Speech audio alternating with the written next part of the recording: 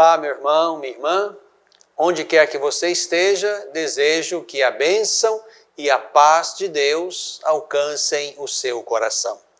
Muito obrigado por estar conosco mais uma vez neste canal.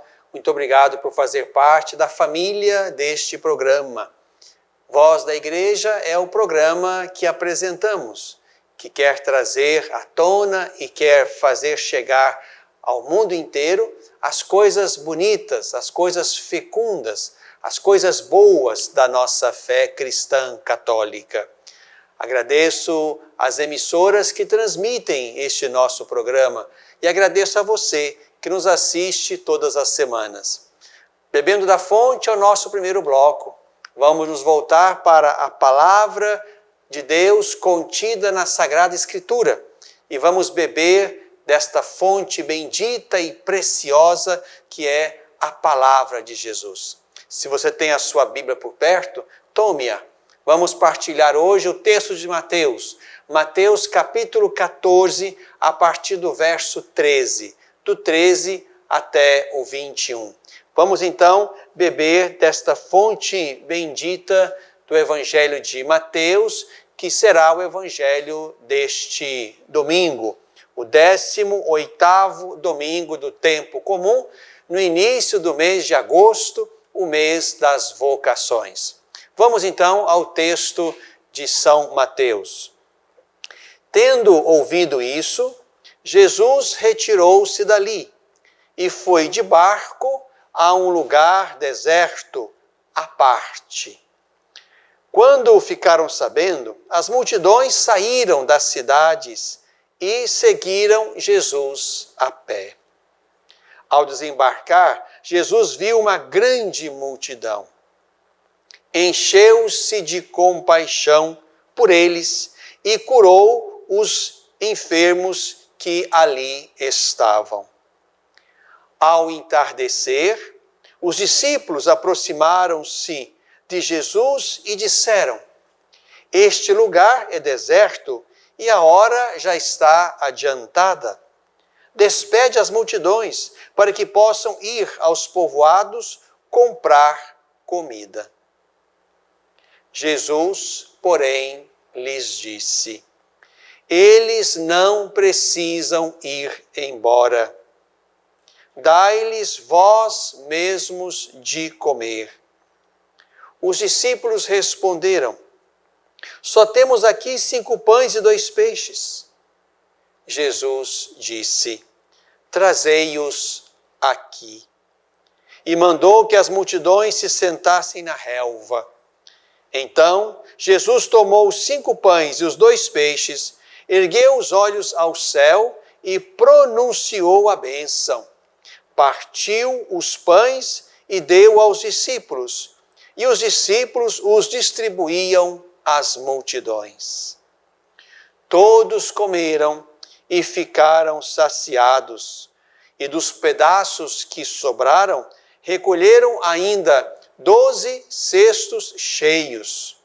Os que comeram foram mais ou menos 5.000 homens, sem contar mulheres e crianças. Meu irmão, minha irmã, nós temos 6 narrativas de multiplicação de pães nos evangelhos. 2 em Marcos, 2 em Mateus, 1 em Lucas, 1 em João. É sinal de que este evento que Jesus realizou marcou profundamente a vida, a fé dos primeiros. E esse texto, este evento, foi então lido e interpretado muitas vezes. Possivelmente foi uma multiplicação só, que foi relida, reinterpretada e ensinada pelas comunidades cristãs primitivas, sobretudo aquelas ligadas aos evangelistas. Isto é sinal, portanto, de que este texto e este evento tem um peso bonito e marcante na experiência da fé. Aqui temos alguns elementos bonitos que podem ser considerados, né? Primeiro, é um elemento que de fato sempre chama atenção, é o sentimento de compaixão de Jesus pela multidão, pelas pessoas. E não só compaixão como sentimento interior, mas uma compaixão que se expande para fora. O texto diz, e curou os que estavam enfermos. Também um outro dado bonito do texto é o fato de a multidão ir atrás de Jesus. Não se trata de um elemento secundário, mas aqui estamos diante de uma perspectiva bonita de seguimento. A multidão vai atrás de Jesus e Jesus conduz a multidão ao banquete que prefigura, inclusive, o banquete final e definitivo. São elementos bonitos que compõem o texto. Mas aqui, vamos então exatamente a este evento marcante na vida de Jesus e das primeiras comunidades, né? Ali diz que chegava a noite, ao entardecer. Então, os discípulos colocam para Jesus a questão acerca da hora avançada e da fome daquela gente. E Jesus, então, digamos, devolve aos discípulos a responsabilidade e a solução para esta questão. Eles não precisam ir embora. Dai-lhes vós mesmos de comer. Aqui na tradição de Mateus, os discípulos logo reagem com aquilo que têm. Mas nós só temos 5 pães e 2 peixes. Jesus então pede que sejam trazidos estes dons. Jesus reza sobre eles e dá aos discípulos, há aqui uma bonita mediação, Jesus dá aos discípulos, aos 12, para que os 12 distribuam o pão e o peixe às multidões. Aqui estamos diante de elementos muito importantes, meu irmão, minha irmã. Elementos que vão formar exatamente a teologia deste texto. Se nós tomarmos o texto de Mateus, vamos perceber que há nesse texto que ouvimos uma referência muito explícita a uma outra multiplicação dos pães, lá no Primeiro Testamento, no segundo livro dos Reis. Uma multiplicação realizada por Eliseu, o profeta, que recebe 20 pães e com eles alimenta 100 pessoas. E aqui estamos diante de uma mesma situação, em que também atrás de Jesus está uma multidão muito maior. Jesus recebe o pouco e multiplica este pouco para que a multidão coma. Olhando para trás, então, vamos contemplar Jesus como o profeta novo e definitivo. Olhando para frente, e quando eu digo para frente, digamos, um pouco no texto de Mateus, como também na história de Jesus, temos uma outra mesa e um outro pão. E aqui estou pensando na Eucaristia, que está lá no capítulo 26 do Evangelho de Mateus. Ali também há uma mesa sobre a qual Jesus tem elementos que ele abençoa e distribui, pão e vinho. Então percebam, meu irmão, minha irmã, que de fato neste texto aqui que lemos, há uma bonita referência ao Antigo Testamento para dizer que Jesus é aquele que agora, de modo ainda mais abundante, realiza a profecia, realiza a promessa. É o tempo messiânico da fartura, onde ninguém passa fome, nem do pão da terra e nem do pão do céu. Mas também o texto é uma bonita referência eucarística. E aí percebemos que aqui, Jesus tomando até de forma bem ritual, a partir do texto, Jesus tomou os pães e os peixes, elevou os olhos ao céu, pronunciou a bênção, partiu e deu. Estamos num rito, como aquele do capítulo 26 da Eucaristia, como aquele que nós realizamos em cada Eucaristia hoje. Então aqui também estamos diante de uma bonita referência eucarística. Isto é muito mais forte e muito mais claro no texto de João, no capítulo 6, o grande e belo capítulo 6 do discurso do pão da vida. Mas aqui isso já está bem posto. Aquela multidão atrás de Jesus é saciada por ele. E aqui não se trata só do alimento do estômago, mas saciada também pela presença amorosa, compassiva, misericordiosa, libertadora, curadora de Jesus. E aqui nos colocamos, portanto, diante de um milagre, que São João vai chamar de sinal.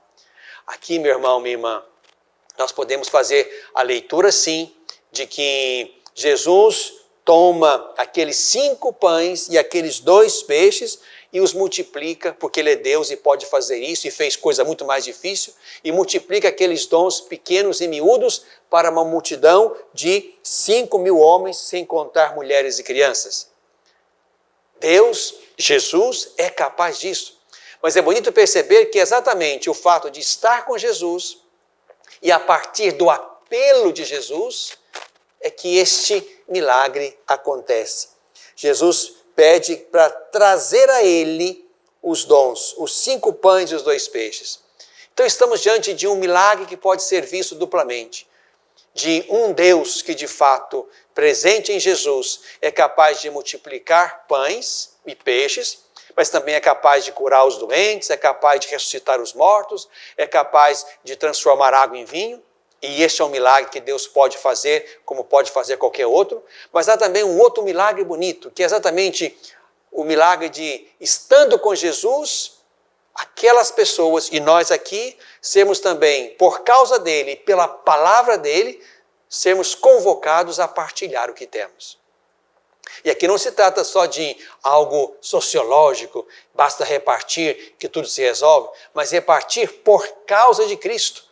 Repartir pelo impacto que a fome causa, a ponto de eu não permitir, pela minha consciência de fé, que meus irmãos passem fome. E realizo em mim e nos outros o milagre de dar o que temos para que todos possam comer. Então estamos de um milagre que Deus pode realizar sempre, mas também um outro milagre, que é aquele de, estando com o Senhor e no caminho da fé, nós sermos capazes de partilhar os dons por causa dele. Porque Ele pede que se coloque nas mãos dele o nosso pouco, o nosso tiquinho, para que a multidão dos irmãos possa comer. E aí a fome seja uma desgraça, que a nossa experiência de fé também possa reagir a ela. Convido você, meu irmão, minha irmã, a tomar parte na Eucaristia desse final de semana, como for possível, seja indo à igreja na pequena comunidade que pode estar lá, seja recebendo-a aí em casa, porque os ministros extraordinários da Sagrada Comunhão podem levá-la até você, seja recebendo-a espiritualmente. O mais importante, portanto, é isto, que alimentando-nos do Senhor Jesus, nós aprendamos também, por causa dele, a repartir os nossos dons. Bebemos da fonte.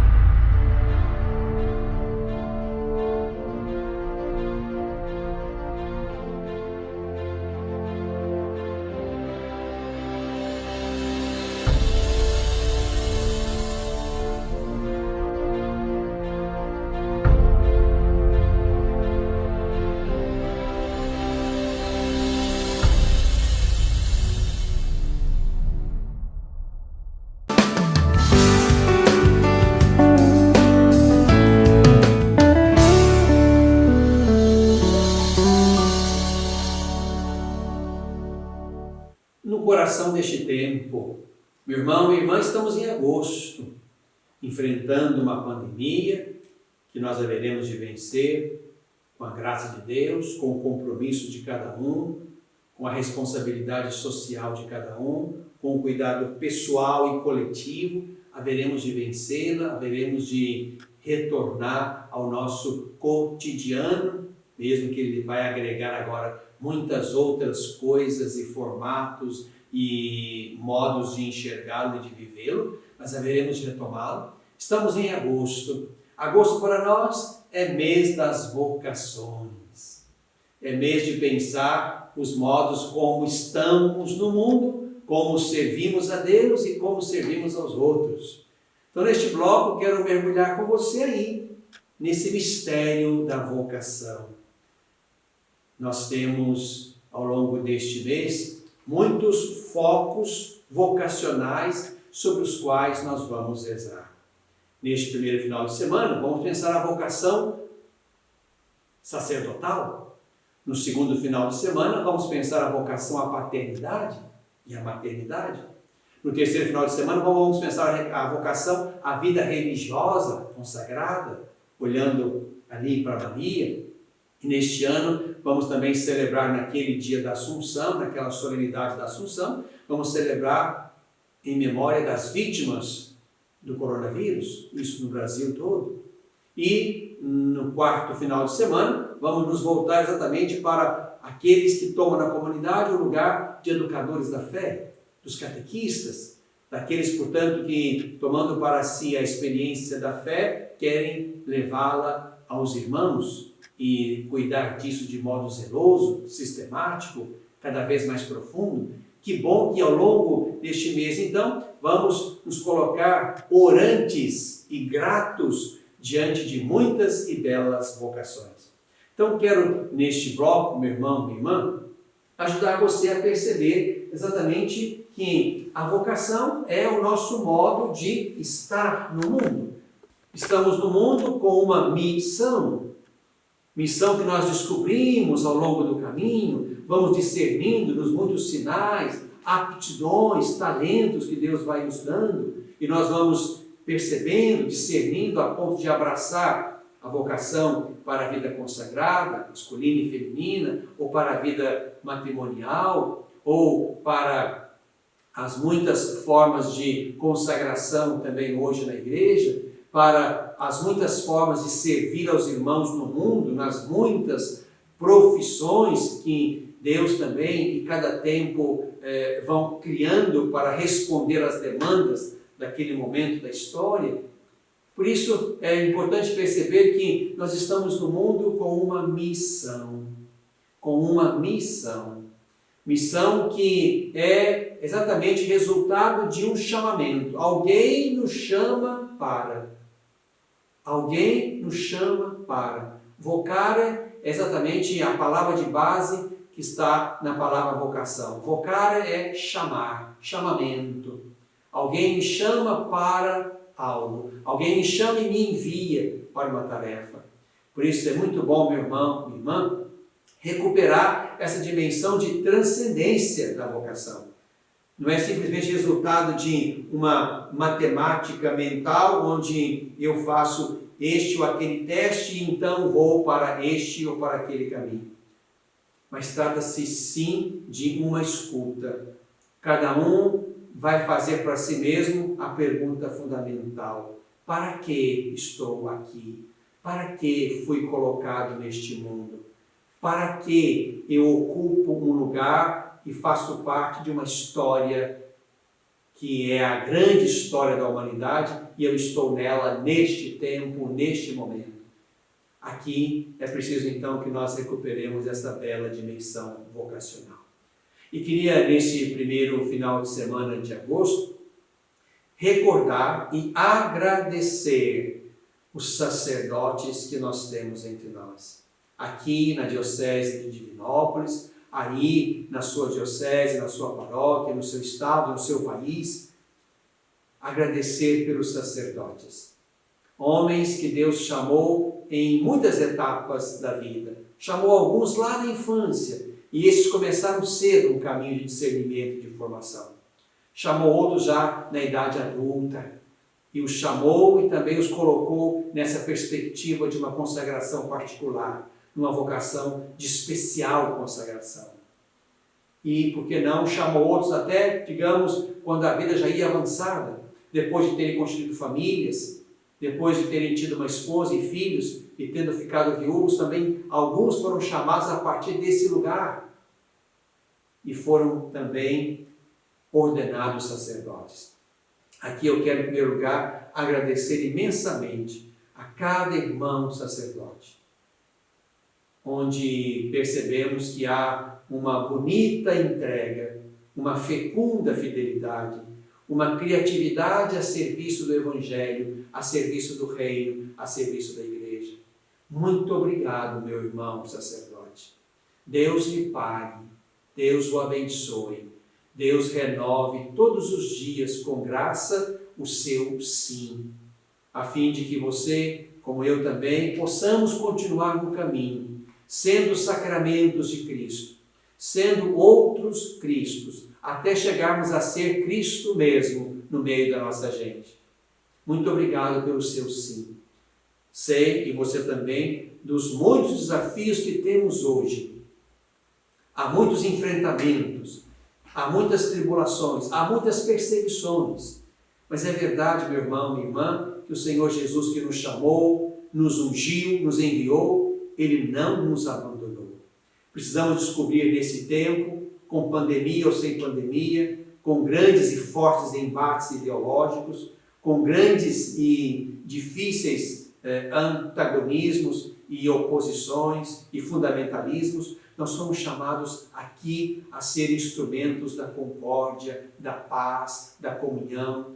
Somos chamados a ser aqueles que plantamos semente boa do Evangelho no coração das pessoas. Somos chamados a ser homens que acreditamos na transcendência e que apontamos para a transcendência, de modo que o nosso mundo não afunde na imanência e na materialidade da história. Obrigado porque você, com seu jeito, com seu perfil, tem feito ou se esforçado por fazer progressos na conversão pessoal. Eu sempre digo, talvez nós, os sacerdotes, não sejamos os primeiros na fila da santidade. Mas, meu irmão, não podemos ser os últimos. Não podemos ser os últimos. Já que muita gente está olhando para nós e nos tem como espelhos, como modelos. É por isso que nós precisamos nos esforçar sempre mais para que o nosso discipulado seja exemplar, para que a nossa consagração nos coloque como verdadeiras testemunhas do Senhor. E assim possamos dizer, como Paulo, que podem nos seguir, porque nós seguimos Cristo. E aqui está a grande beleza e, mais do que isso, a grande missão que nos cabe. Sermos homens conformados a Cristo e homens, portanto, capazes de sermos seguidos, porque as pessoas veem em nós gestos de Cristo, sentimentos de Cristo, um coração de Cristo, e por isso se aproximam de nós para se aproximarem de Cristo através da mediação da Igreja e do nosso ministério. Muito obrigado, meu irmão, por tudo que você é, por tudo que você faz, de modo que o seu jeito de ser padre, o nosso jeito de ser padre, nos ajude a crescer e a fazer história com Deus nesse mundo. E ajude as pessoas a encontrarem-se com Deus através do nosso ministério. Rezo por você e peço a você, meu irmão sacerdote, que reze por mim. E peço a todos que rezem por nós, os seus ministros, os seus servidores, aqueles que, estando com Cristo como nós estamos, queremos tão somente oferecer a você um caminho que também ligue a sua vida a Deus pela mediação da Igreja e do nosso ministério sacerdotal. Todos os anos nós temos para o mês de agosto um material que nos ajuda a refletir sobre as vocações.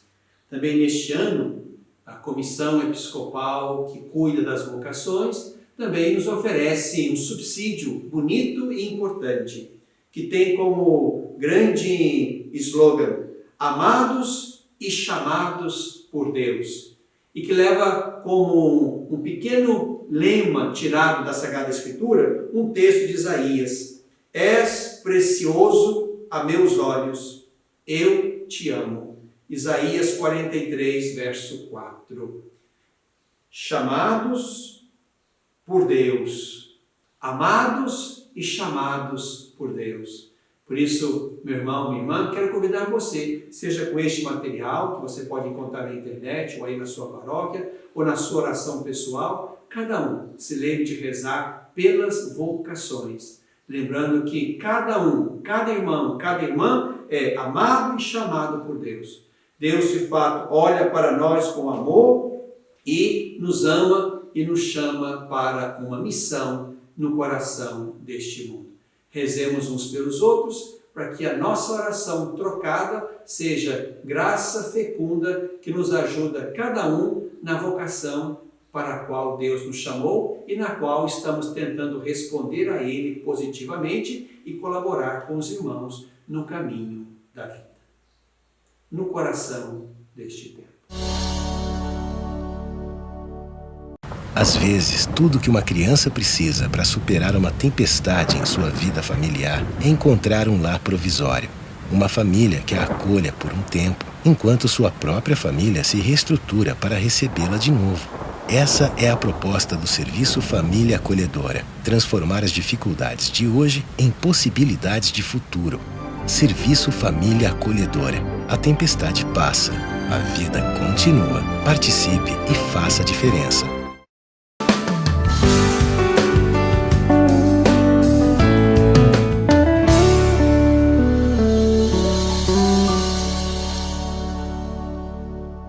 Na tradição da Igreja, rezamos com São João Paulo II esta prece a Maria pelas vocações.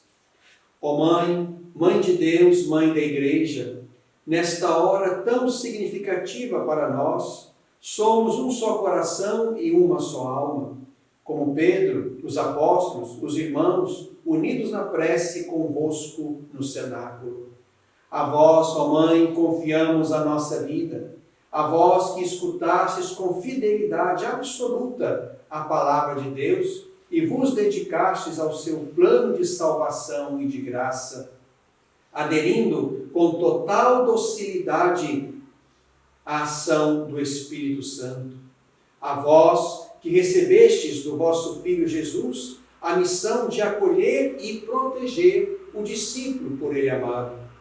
A vós repetimos todos e cada um: eu sou todo vosso, a fim de que assumais a nossa consagração e a ligueis àquela de Jesus e a vossa, como oferta a Deus Pai pela vida do mundo.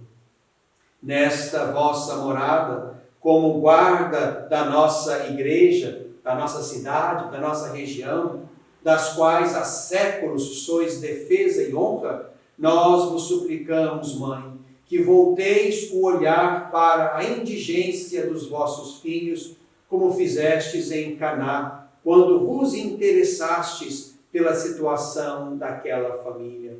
Hoje, ó Mãe, a indigência maior desta vossa família é das vocações sacerdotais, diaconais, religiosas e missionárias. Atingi, portanto, com a vossa onipotência suplicante o coração de muitos nossos irmãos, para que escutem, entendam, respondam à voz do vosso Filho. Repeti-lhes, no íntimo da consciência, o convite feito aos servidores de Caná: fazei o que ele vos disser. Nós seremos ministros de Deus e da Igreja, consagrados a evangelizar, santificar, apacentar nossos irmãos. Ensinai-nos e dai-nos as atitudes do bom pastor. Alimentai e aumentai a nossa dedicação apostólica. Fortalecei e revigorai sempre o nosso amor por quem sofre. Iluminai e vivificai o nosso propósito de virgindade, por amor do reino dos céus. Infundi e conservar em nós o sentido de fraternidade e de comunhão. Com as nossas vidas, a vós confiamos, ó Mãe nossa, a dos nossos pais e familiares, a dos irmãos que atingiremos com o nosso ministério, para que os vossos cuidados maternos precedam sempre todos os nossos passos rumo a eles e orientem constantemente o caminho para a pátria que Cristo, vosso Filho e nosso Senhor, nos preparou com a sua redenção. Amém. Na tradição da Igreja.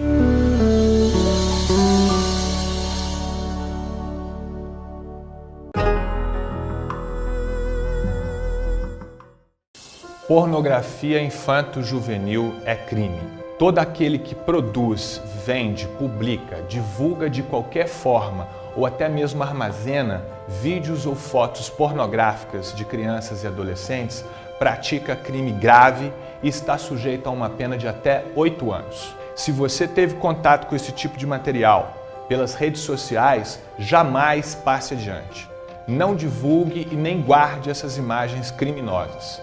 Denuncie quem publicou ao promotor de justiça ou à polícia. Defender a criança é responsabilidade de todos nós, todos contra a pedofilia.